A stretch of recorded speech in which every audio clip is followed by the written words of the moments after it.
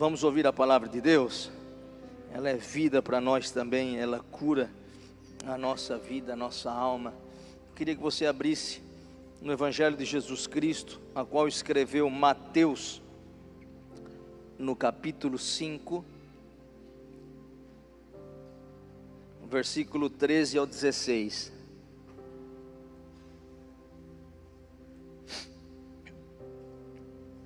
Mateus no capítulo 5, versículo 13 ao 16.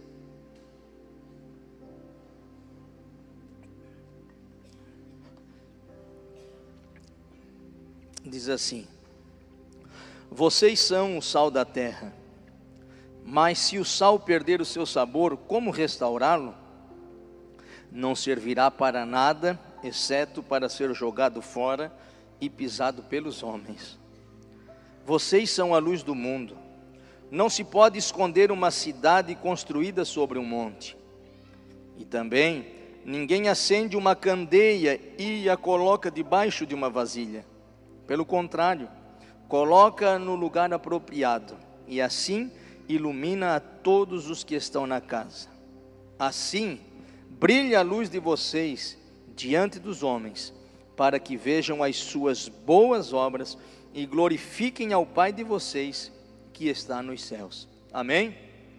Uma palavra muito conhecida, meus irmãos, você já ouviu, com certeza, alguém ministrando ela, alguém falando dela. Mas a palavra de Deus, ela sempre é nova, sempre se renova na vida de cada um de nós, né? Talvez em algum momento da sua vida, você já citou essa palavra para alguém, né, que às vezes estava desanimado, e você disse: não, fica firme, você é sal da terra, né? Você é luz do mundo, o Senhor está com você, vai nessa tua força. Então é uma palavra que ela nos encoraja, né? Mas ela também tem algumas responsabilidades que nós como igreja precisamos entender, né? Essas palavras que a gente ouviu aqui, que a gente leu, são palavras de Jesus, não é palavra do escritor Mateus ou de um outro evangelista, não, foi o próprio Jesus quem falou essas palavras, né? Onde é que ele falou? Num monte, né? A Bíblia não diz o nome desse monte, o que a gente sabe que era um grande monte, e esse monte Jesus proferiu essas palavras dizendo: vocês são o sal da terra, vocês são a luz do mundo. E esse sermão então foi pregado pelo maior pregador que já existiu no mundo, né? E essas palavras, elas fazem parte do Sermão da Montanha, que é o capítulo 5, capítulo 6 e capítulo 7 de Mateus. Ali está todo o Sermão do Monte. Alguns estudiosos, algumas pessoas até dizem que se nós não tivéssemos a Bíblia no modelo que nós temos hoje, com todos os seus livros, e tivesse apenas o Sermão da Montanha, já seria o suficiente para nós vivermos e entendermos qual é a vontade de Deus e aquilo que Deus espera de cada um de nós. Então o que é o Sermão do Monte? O Sermão do Monte é o seguinte: o reino de Deus havia chegado entre os homens, e junto com esse reino veio quem? Veio o rei do reino também, Jesus Cristo. E quando Jesus Cristo estava na terra, então já tinha o reino e tinha também o rei do reino. Então o que é o Sermão do Monte? As regras do reino, a conduta do reino, as normas do reino. O reino do Senhor, meus irmãos, não é um reino desorganizado. O reino de Deus é um reino que tem regras também, né? Que tem algo que a gente tem que estar fazendo. Então o Sermão do Monte é isso, são as regras do reino, o padrão elevado que o cristão, que o crente precisa ser. Porque o Sermão do Monte, Jesus estava falando para quem? Para os discípulos, para a igreja. Jesus chamou eles para perto e falou essas palavras para eles. Então, são a regra do reino. Então, se eu faço parte desse reino, se eu estou inserido nesse reino, então eu não posso ser, eu sou. Eu não vou ser sal da terra, eu sou o sal da terra. Eu não vou ser, ou eu posso ser luz do mundo, não, eu sou luz no mundo. Então o Sermão do Monte vai trazer o quê? Essa característica do elevado padrão que deve andar aqueles que estão inseridos dentro desse reino. Então, o versículo 13 que eu li e o versículo 14, Jesus ele faz uma afirmação. Ele diz: vocês são sal da terra, vocês são luz do mundo. Então Jesus falando para a igreja, para os discípulos, e hoje aqui para nós também nessa manhã. Só que no grego, o sentido dessa palavra, vocês são, ele está dizendo assim, que somente o crente, e nada além do crente é que pode ser sal da terra. Somente o crente e nada além do crente pode ser luz do mundo. Sabe por quê? O mundo não pode ser sal. O mundo não pode ser luz. A religião não pode ser sal. A pessoa que não crê em Deus não pode ser sal. A pessoa que não acredita na palavra não pode ser sal e também não pode ser luz. Então Jesus colocou essa responsabilidade para quem? Para nós, para os discípulos. Vocês são, se de fato vocês ingressaram no reino, se vocês fazem parte do reino, então vocês são sal da terra e vocês são luz do mundo. E Jesus usa então essas duas metáforas, né? Do sal e da luz. É uma figura de linguagem e eu quero então começar pelo sal, né? Por que é que Jesus nos comparou ao sal? O que o sal tem de tão importante para Jesus chegar e dizer para os discípulos: olha, vocês são o sal da terra? O sal, meus irmãos, naquela época, né, de Jesus, dos discípulos e do povo mais antigo, não é diferente nos dias de hoje, mas principalmente naquela época, o sal ele tinha algumas propriedades que serviam pelo menos para duas coisas. Primeira coisa, dar sabor ou realçar o sabor dos alimentos, e também o que? Conservar o alimento da corrupção. Então, quando você prepara ali um almoço, né, bem gostoso, um churrasco, né, ou um arroz, uma sopa, algo que você vai fazer para comer, e quando você coloca sal ali dentro, o que acontece? Você realça o sabor do alimento, você faz com que aquela comida se torne boa, né? E o alimento deixa de ser o que? Insonso. O que é insonso? Não é salgado. E aquele alimento fica o que? Saboroso. Se não coloca ali um salzinho, né, e você vai comer, o que acontece? Poxa, hoje fizesse uma comida de hospital, está sem sal nenhum, não é verdade? Né, porque costuma ser insonso. Então perde o sabor. Quando o sal não está presente, a comida parece que ela não fica assim tão saborosa. Então ele realça o sabor. E antigamente, na época de Jesus, o que eles faziam para preservar os alimentos, né? Não eram tão boas as coisas que se tinham para fazer com que a carne não apodrecesse, né? Não tinha refrigerador, não tinha geladeira como nós temos hoje. Então o que eles faziam? Eles colocavam uma grande quantidade de sal. Para quê? Para que aquela carne não apodrecesse, para que aquela carne se conservasse, não é verdade? Então a carne ela contém alguns germes que com o tempo vai fazendo o quê? Vai fazendo com que a carne ela apodreça. Então por isso que eles colocavam bastante sal, né? Então tem alguns irmãos aqui, mais antigos talvez, que também passaram por isso. Não tinha geladeira na sua época, fazia o que com a carne? Colocava sal. Até tem uma região aí que faz uma carne muito gostosa, que é aquela carne de sal, né? Carne de sol, que eles botam lá aquele sal e fica uma carne maravilhosa. Ontem ainda mesmo eu comi um escondidinho de carne de sol, mas nem vou falar porque dá fome, mas estava maravilhosa. Então ele faz o que? Ele evita que aquela carne entre, que ela estrague rapidamente. Então a Bíblia está dizendo assim, ó, se o sal não consegue fazer isso, nem dar sabor, e também nem evitar que apodreça alguma coisa, ele é o que? Insípido, tem algumas traduções. Em outras diz, não tem sabor nenhum. Aí ele vai dizer o que? Só presta para ser lançado fora e ser pisado pelos homens. Então Jesus está dizendo aqui para nós nessa manhã: se você não salga mais nada, se você não evita corrupção, Se você não dá sabor quando você chega em algum ambiente,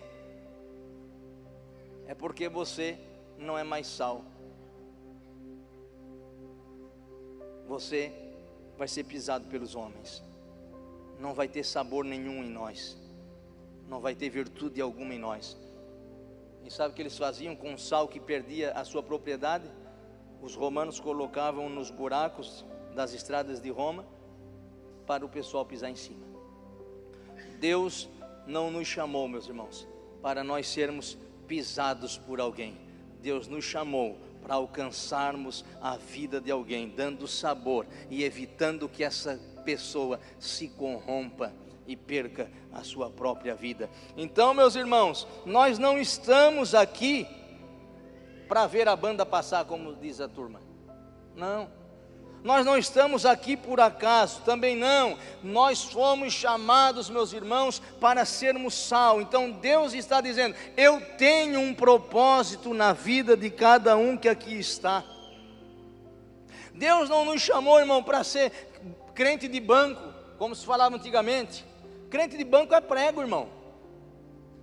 Hoje não é mais prego, é parafuso, porque é tudo cadeira. Mas Deus não te chamou para ficar só sentadinho aqui, não. Não, Deus te chamou porque Ele tem um propósito na tua vida, um propósito na tua família, um propósito na tua casa. Deus está dizendo: se você for sal, aonde você for, a minha bênção estará ali também. Por quê? Porque quem é sal, meu irmão, ele alcança a vida das pessoas de uma maneira tão gostosa que ninguém mais quer sair de perto de nós.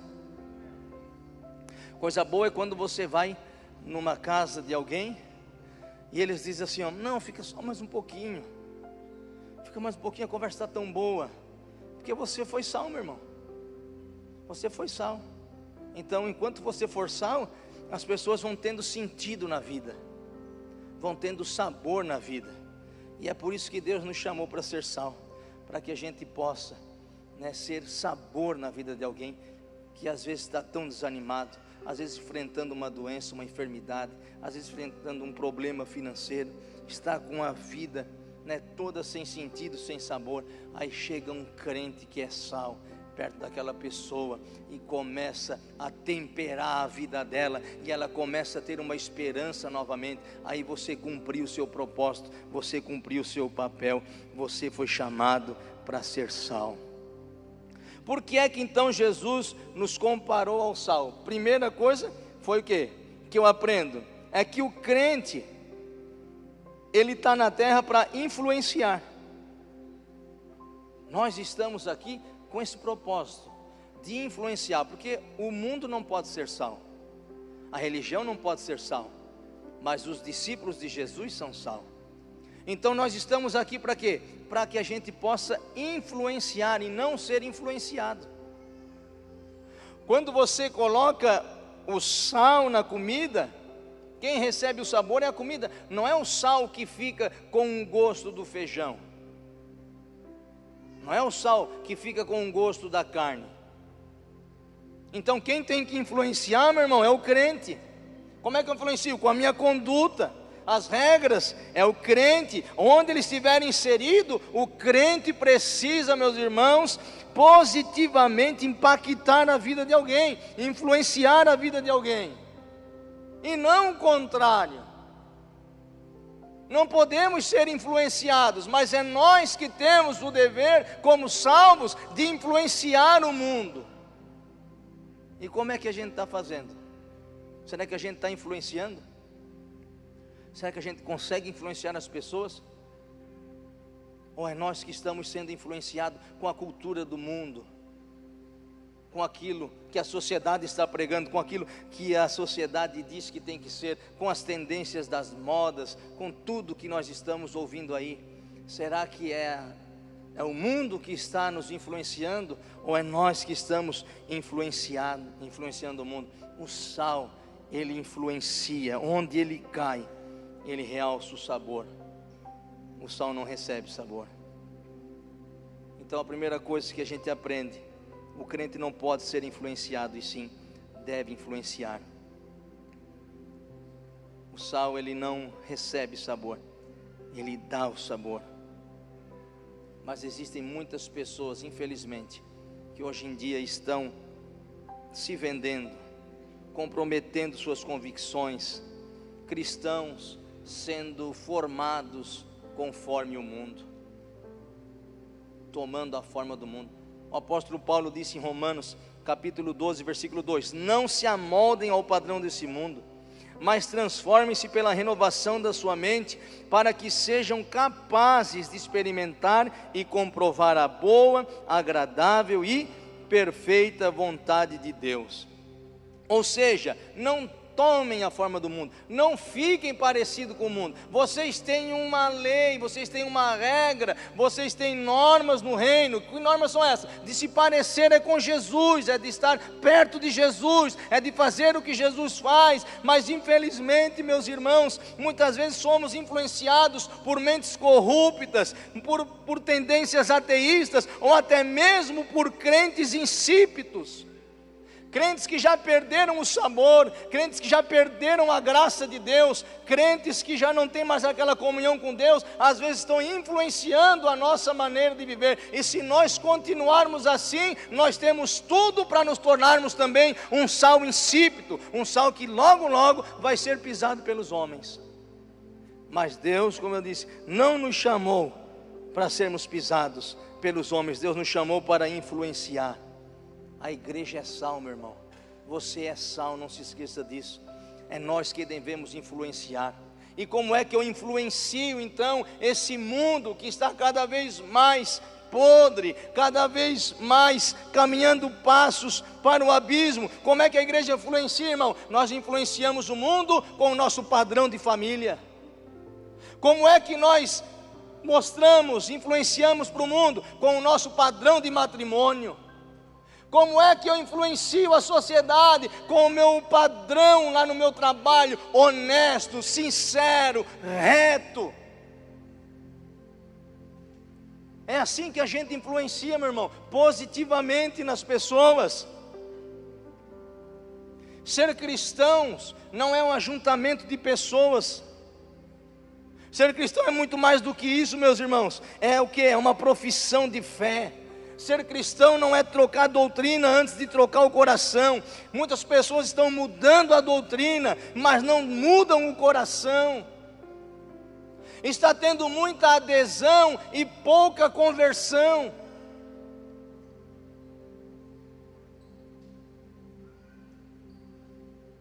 Nós temos que mudar, meu irmão, o nosso coração a um padrão no reino de Deus.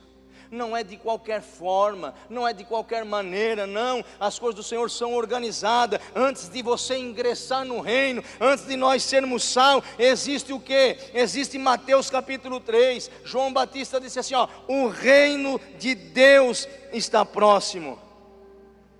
E como é que eu faço então para entrar nesse reino, para fazer parte desse reino? Existe só uma coisa: arrependimento. Metanoia. O que é metanoia? É mudança de comportamento, mudança de pensamento. Se eu estava caminhando para cá, se todo mundo diz que tem que ir para lá, mas a palavra de Deus diz, não, para lá tu vai morrer. Então o que eu faço? Eu dou uma volta e acerto o caminho novamente. É isso que Jesus está dizendo, tem que ter arrependimento. Mas parece que arrependimento está fora de moda. Mas veja só o que diz Mateus capítulo 3, versículo 1 e 2. Naqueles dias surgiu João Batista pregando no deserto da Judeia. Ele dizia: arrependam-se, pois o reino dos céus está próximo. Olha o que diz Mateus 4,17. Daí em diante, Jesus começou a pregar. Olha o que Jesus pregava: arrependam-se, pois o reino dos céus está próximo. E olha o que diz Atos dos Apóstolos capítulo 2 e 38. Pedro respondeu: arrependam-se e cada um de vocês seja batizado em nome de Jesus Cristo para perdão dos seus pecados e receberão o dom do Espírito Santo. Então veja, irmãos, antes de Jesus vir trazer o reino, João Batista já pregava o quê? Arrependei-vos, Quando Jesus veio na terra, Jesus mudou o discurso? Não, Jesus disse: arrependei-vos. Jesus morreu, ressuscitou, foi para o céu, mandou o Espírito Santo. Aí lá no dia de Pentecostes, qual foi a mensagem de Pedro? Foi o que? Arrependei-vos também. Se antes de Jesus se pregava arrependimento, Jesus pregava arrependimento, e a igreja lá em Atos dos Apóstolos pregava arrependimento, é porque nós precisamos nos arrepender. Não está em desuso. Eu só consigo entrar no reino se eu me arrepender, se eu ter uma metanoia. Irmãos, essa mudança não se encontra num tanque de batismo, essa mudança não se encontra citando versículos bíblicos. Não, essa mudança, meu irmão, não se consegue tomando a ceia. Metanoia só se consegue quando o Espírito Santo entra na minha vida e começa a transformar aquele homem mau que eu era num homem à imagem e semelhança de Cristo. Aí sim eu começo o quê? A me tornar sal. E sendo sal é que eu consigo influenciar. Mas enquanto eu não me arrepender, enquanto eu não tiver uma mudança de vida, eu não consigo ser o sal que vai ajudar esse mundo. Eu não consigo ser esse sal que Jesus disse, que consegue dar sabor às pessoas. Então, meu irmão, primeira coisa, influencie, dá sabor e não seja influenciado. A segunda coisa do sal, ele evita a corrupção e o apodrecimento. Onde tem uma igreja, irmãos, de Jesus plantada no bairro, na cidade, onde tem um crente que é cheio de Deus, cheio do Espírito Santo, em qualquer repartição pública, né? Seja lá na escola como professora, seja como um administrador, seja onde for, meu irmão, lá no hospital, ou num consultório médico, aonde você estiver, meu irmão, você vai restringir o mal, você vai restringir a corrupção, você vai fazer com que o pecador não manifeste o seu pecado. Mas infelizmente a gente vê o contrário às vezes. O que mais se vê é crente às vezes na roda de escarnecedores, irmão.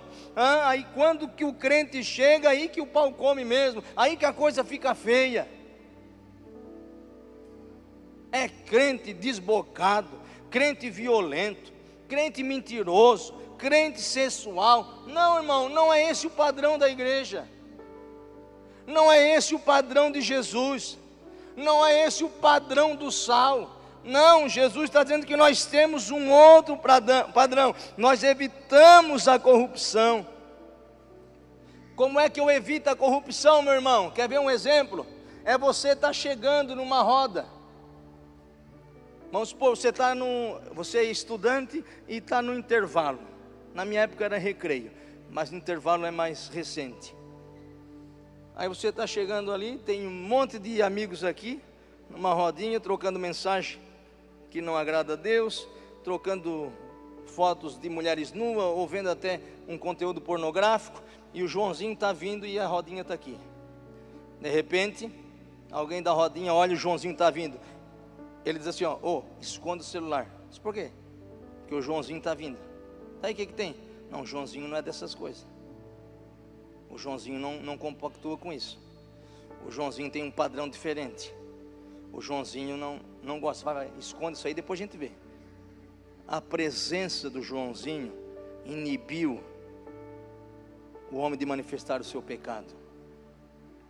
Isso é um crente que influencia. Isso é um crente que é sal.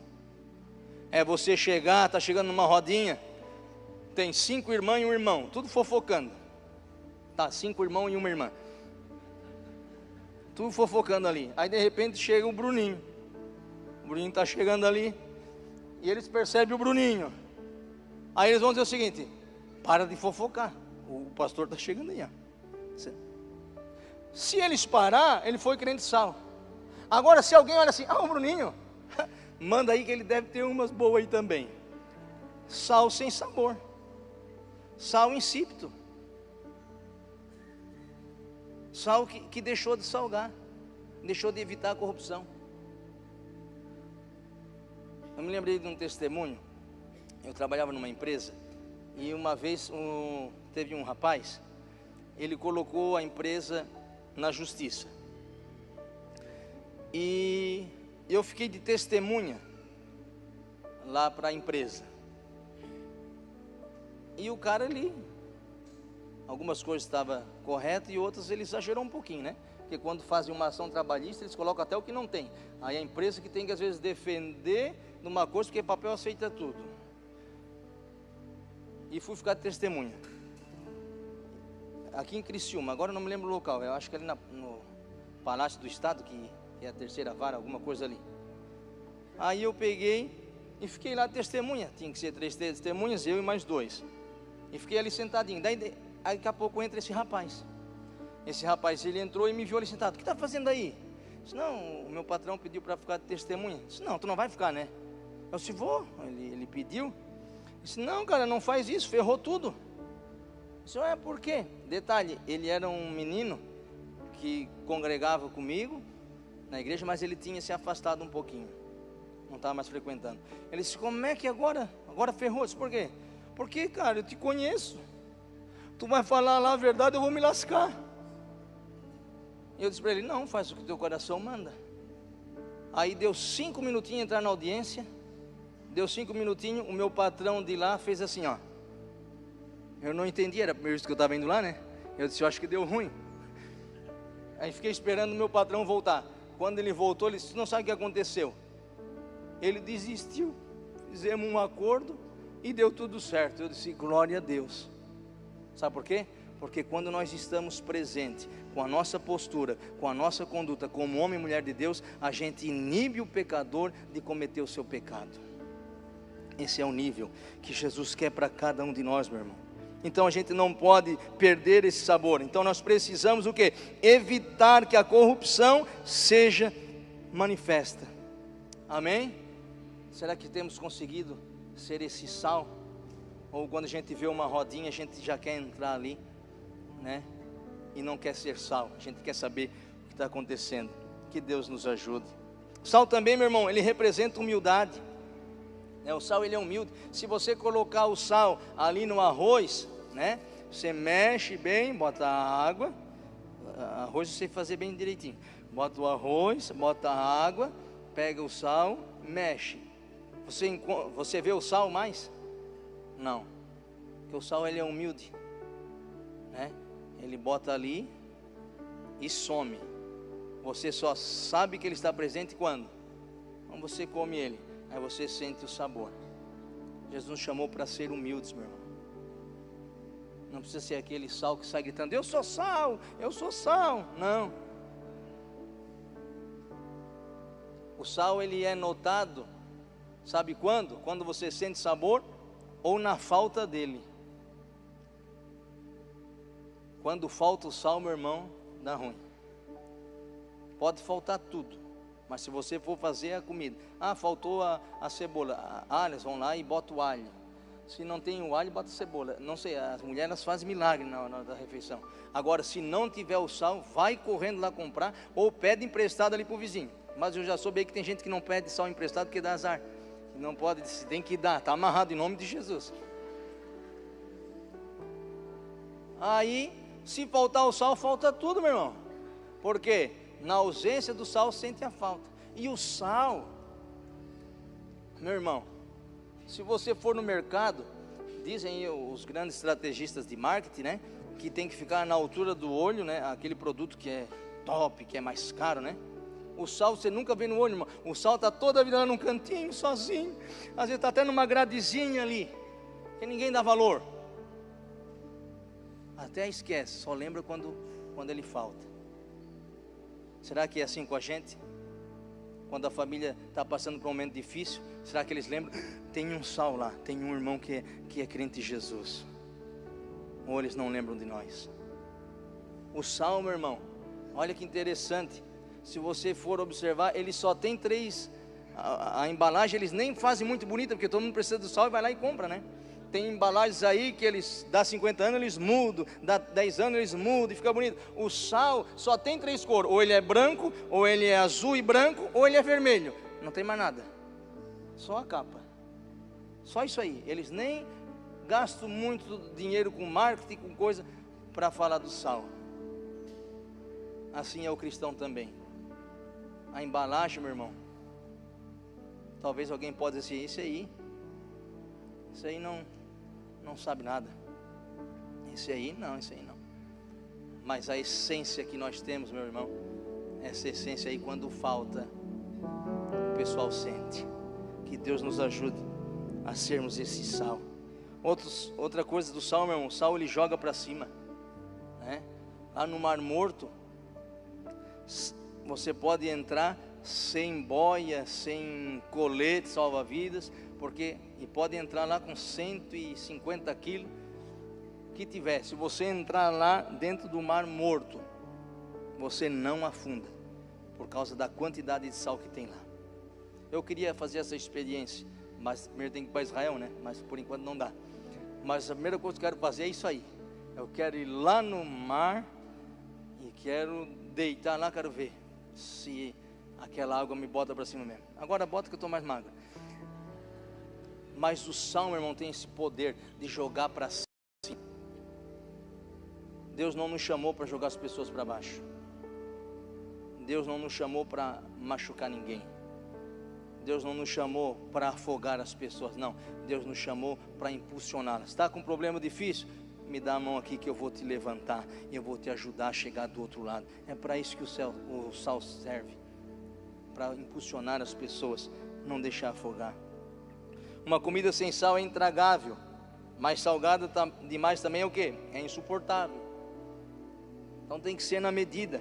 A nossa presença precisa ser uma presença doce ao mesmo tempo que ela é sal. Tem que ser uma presença agradável e não intolerável. Não é com legalismo, com farisaísmo, não é com falsa espiritualidade. Não é apontando o dedo. Não é sendo alguém que oprime, em vez de trazer a vida que temos em Cristo Jesus. Então, meu irmão, seja esse sal na medida certa. Porque sal demais também dá pressão alta. O sal também produz sede. Então, quando você está falando com alguém, a tua palavra é temperada com sal, aquela pessoa vai sentindo o sabor, daqui a pouco ela está com sede, eu quero mais. Está tão gostosa essa conversa, eu quero mais. Nossa, é tão lindo o teu testemunho, eu quero mais. Nossa, como a tua família é abençoada, como os teus filhos são abençoados, eu quero mais. Aí a pessoa está o quê? Está com sabor. Aí o sal produziu nela sede. E o que a gente faz, irmão? Agora ela está com sede. A gente apresenta a água da vida, a verdadeira fonte, que é Cristo Jesus. E a gente dá água para essa pessoa. E quando você vê, ela já está sendo também um crente que é sal. Então, influencie as pessoas e não seja influenciado. E a segunda coisa que Jesus fala, a outra metáfora, ele usa a luz, que é o versículo 14 e o versículo 15. Irmão, sem luz, o mundo seria um caos. Sem luz, dificilmente nós seríamos felizes. A luz, ela é tão importante, mas tão importante. Qual foi a primeira coisa que Deus criou quando fez o mundo? O quê? Deus disse, haja luz, e a luz houve. Imagine, olha a necessidade de andarmos na luz. Olha a necessidade da luz. Olha o efeito da luz. Jesus trouxe luz. Disse, haja luz, e assim houve também. E Jesus disse, olha, se você tiver uma lâmpada e colocar embaixo de uma mesa ou embaixo de uma vasilha, não serve para nada. Imagina esse lustre aqui tão bonito, se ele não tivesse luz. Então Jesus estava dizendo, não pode fazer isso. Tem que ser num lugar onde você vai abençoar mais pessoas, onde você vai clarear o caminho. Então a luz de vocês tem que ser colocada em cima, tem que ser colocado num lustre, tem que ser colocado num lugar mais alto, porque colocando assim, vai iluminar todas as pessoas. Aí Jesus também diz, olha, não se pode esconder uma cidade edificada sobre um monte. Ei, meu irmão, sabe qual é o problema dos iluminados? É que não dá de nos escondermos. Aonde nós estamos indo, nós estamos brilhando. Aonde nós colocamos o pé, nós estamos brilhando. As pessoas veem de longe você.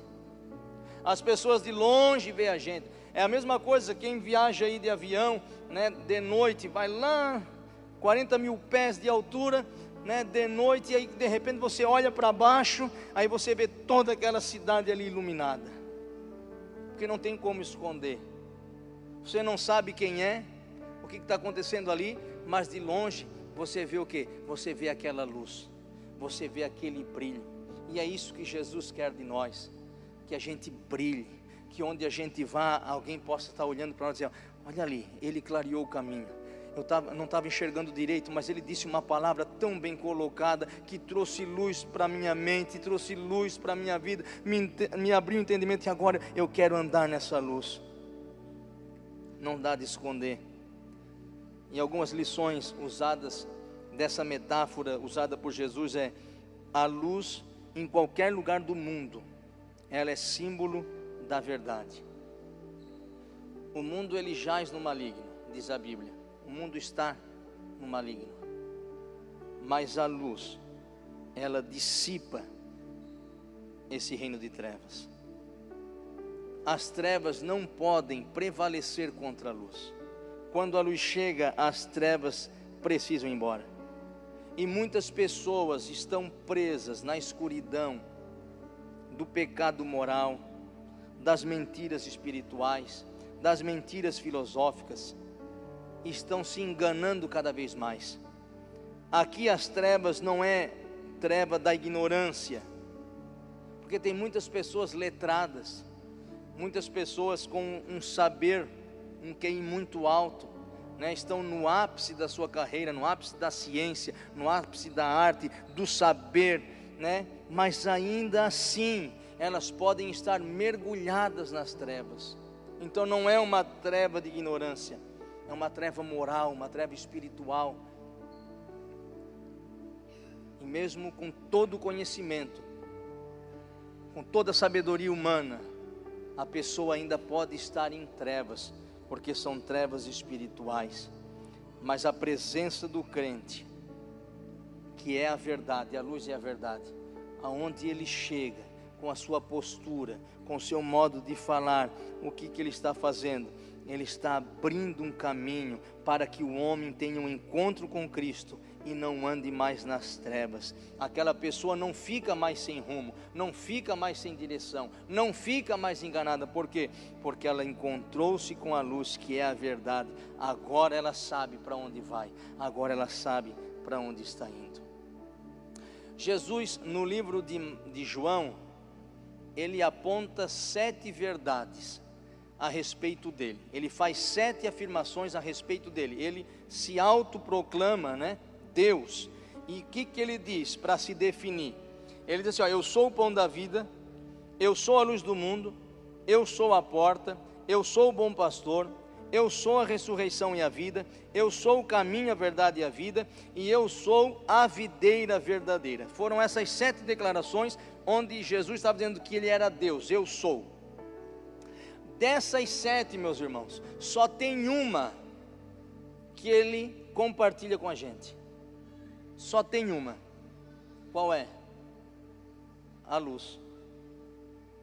Nenhum de nós aqui é o pão da vida. Quem que aqui é o pão da vida? Não tem como. Só existe um pão da vida. É impossível você chegar para alguém e dizer assim: ó, eu sou o pão da vida, confia em mim que tu vai ser salvo. Não, não tem condição. Ninguém pode dizer eu sou a porta. Quem consegue salvar alguém aqui? Ninguém. Então ninguém é a porta aqui, só Jesus. Ele não repartiu com ninguém. Eu sou o bom pastor. Ninguém consegue ser o bom pastor. Eu sou a ressurreição e a vida. Quem é que pode dar vida e ressuscitar um morto aqui? Ninguém. E ele também não repartiu isso. Eu sou o caminho, a verdade e a vida. Quem é que garante que é o caminho, a verdade e a vida? Não, nós temos engano. Ninguém também pode dizer eu sou a videira verdadeira. O que ele diz? Nós somos os ramos, nós somos os galhos, mas verdadeira, a videira é somente ele. Mas ele diz assim, ó: vocês são a luz do mundo.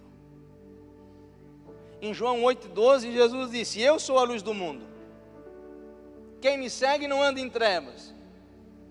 Mas agora, no Sermão do Monte, palavras dele. Ele disse: vocês também são luz do mundo. Mas aqui nós precisamos entender algo, irmãos. Nós não somos luz na mesma proporção, na mesma medida que Jesus é a luz do mundo. Presta atenção. Não somos na mesma medida. E aqui eu faço uma pergunta para os irmãos, para a gente entender melhor. Simples. E eu queria que você respondesse. O sol brilha, sim ou não? Sim ou não? O sol brilha. E por que é que o sol brilha? É vocês também que respondem. Por que o sol brilha? Porque ele tem luz própria. O sol só brilha porque ele tem luz própria. Agora eu pergunto para vocês, a segunda pergunta: a lua brilha? A lua brilha? Brilha, irmão. A gente não vê ela lá em cima. A lua brilha ou não brilha? Brilha. E por que ela brilha? Como é que ela brilha? Por causa do sol, meu irmão. Então Jesus está dizendo: se você está brilhando, não é porque você tem luz própria, é porque eu estou na tua vida. Porque só existe um sol da justiça, é Jesus Cristo. Somente Ele é toda a fonte de luz. Somente Ele tem brilho, meu irmão. O que a gente faz é resplandecer esse brilho através da nossa vida. Aleluia. Então, meus irmãos, nós não somos luz na mesma proporção de Jesus. Mas à medida que eu me aproximo dele, à medida que eu vou me tornando um sal, que eu vou chegando perto dele, eu vou brilhando cada vez mais e vou alcançando pessoas que estão andando nas trevas, estão andando em escuridão, e Deus traz um novo sentido para a vida dessas pessoas. A igreja não é luz do mundo, na mesma medida em que Jesus é a luz do mundo. Mas nós refletimos a Cristo, porque Ele é o sol, o verdadeiro sol, o sol da justiça. A luz também, ela é símbolo de direção. A luz aponta o caminho. A luz, ela aponta a direção. Quem anda na luz, meu irmão, não tropeça, né? Quem anda na luz não é enganado. Quem anda na luz sabe onde vai, né? A palavra de Deus, ela é luz. A palavra de Deus, ela nos dá direção. A palavra de Deus, lá no Salmo 119 e o verso 105, se eu não me engano, diz o que? Lâmpada para os meus pés é a tua palavra, e luz para o meu caminho. Lâmpada para os pés, farol baixo, é igual do carro, farol baixo. O que ela ilumina? Ela ilumina a curta distância. Então você vê, né, ó, aqui eu não posso andar, aqui tá difícil, aqui tem uma pedra, aqui eu vou me engalhar. Então luz, né? Lâmpada para os meus pés, e ela também é farol alto, luz para o meu caminho. Você enxerga lá na frente. A palavra de Deus, ela ainda nos dá direção. A palavra de Deus ainda ilumina o caminho que nós estamos seguindo, e faz com que a gente não seja enganado, que a gente não tropece, e que a gente possa ter um caminho abençoado na presença do Senhor. Terceira coisa, e nós já estamos encerrando: a luz também, ela é símbolo de alerta, né? Quando você está viajando aí pelas estradas do nosso Brasil afora, né? Quando você está de noite, o que acontece? A estrada tem curva, a estrada ela tem buraco, e quando a luz projeta no seu caminho, o que acontece? Você vê o buraco, se ele é muito grande, se é uma cratera, se tem uma curva ali que é perigosa, aí a luz apontando vai mostrar o quê? Um alerta. Vai devagar, tem curva aí na frente, coloca o pé no freio, está passando ali uma capivara, está passando ali um boi, está passando alguma coisa aí, maneira o pé, dá uma olhadinha, alivia a velocidade, tem perigo aí.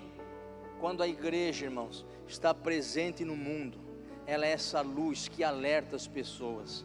Elas olham para você e elas dizem: opa, eu tenho que melhorar aqui. Opa, se eu continuar nesse caminho é um caminho de morte. Opa, se eu continuar aqui eu estou indo para o abismo, estou indo para a perdição. A alerta da luz diz: arrependa-te, se arrependa, cuidado enquanto é tempo. Então, A luz, ela faz isso. A luz, ela emite um sinal de alerta para nós. E para encerrar, eu quero concluir a mensagem com uma aplicação que Jesus faz no versículo 16. Depois que ele mostra que a igreja precisa brilhar, né, e não se esconder, e precisa ser como uma cidade no alto do monte, olha o que diz o versículo 16: assim brilhe a luz de vocês diante dos homens, para que vejam as suas boas obras e glorifiquem ao Pai de vocês que está nos céus. A igreja, meus irmãos, nós não podemos nos esconder, não podemos ficar nas quatro paredes, nós não podemos ficar aqui dentro do saleiro, porque se nós ficarmos só aqui dentro do saleiro, as pessoas não vão sentir o sabor.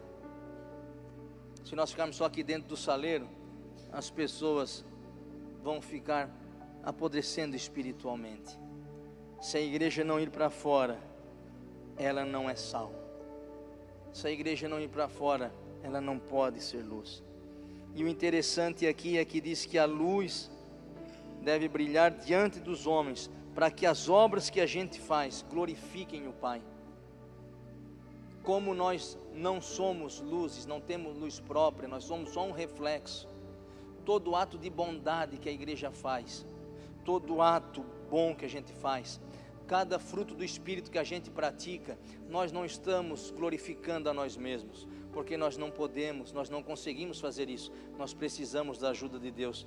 Então, quando nós manifestamos o amor de Deus, quando nós manifestamos a graça de Deus, as pessoas olham para nós e dizem: isso aí só pode ser Deus.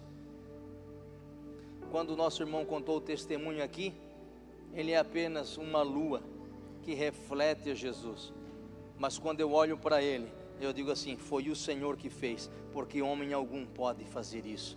Então a gente atribui: brilhe a tua luz com boas obras, pratique boas obras, para que quando você praticar, a gente sabe que não existe bondade em nós, o ser humano não é bom, ninguém consegue ser bom, mas quando o Senhor habita em nós, quando nós somos sal, quando nós somos luz, a gente ainda consegue fazer com que esse reflexo aponte para Jesus, aponte para o Senhor, e o nome do Senhor vai ser glorificado através da nossa vida.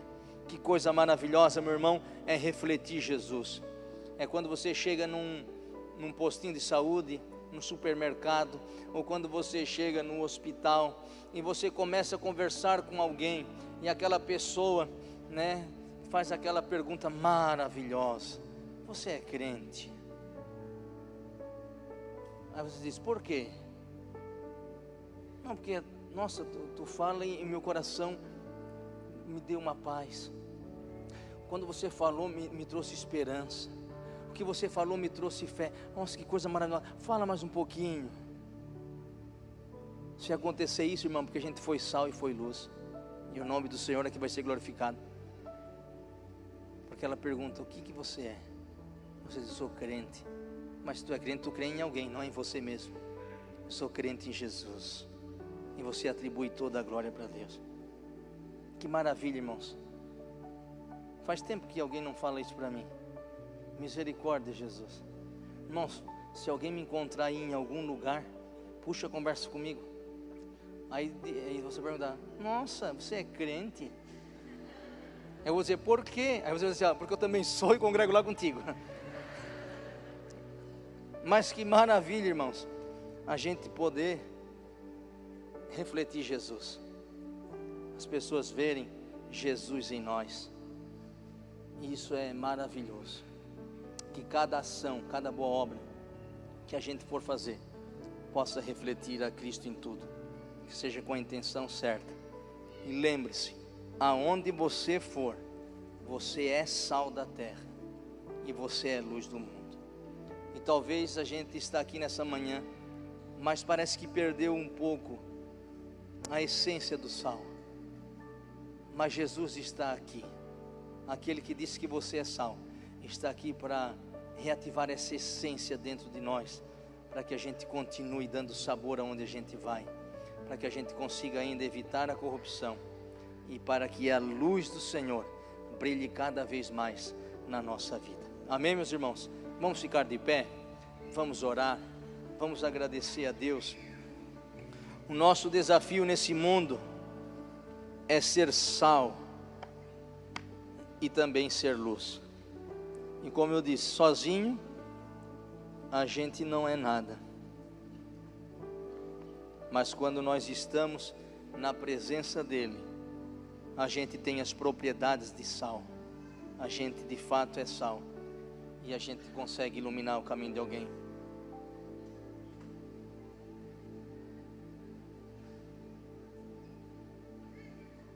Esse é sal novo.